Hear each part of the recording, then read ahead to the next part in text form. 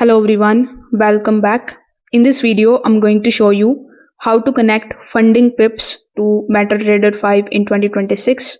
For that, first of all, you need to make sure that you have downloaded the MT5 application from Google Play Store or App Store on your device first. Afterwards, the second thing that you need to do is to simply launch your FundingPips account dashboard.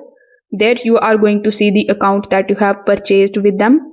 You just have to get your login credentials. That includes your MT5 ID, the password and the server. You are also going to receive an email from FundingPips. So in that email too, you are going to get all of these three details. So once you have these details, simply launch your MetaTrader 5 application. Afterwards, on the homepage itself, simply tap on this Add Trading Account option or this plus icon. Now it will ask you to select your server or to find your server. So here you just have to simply paste that particular server which you have received.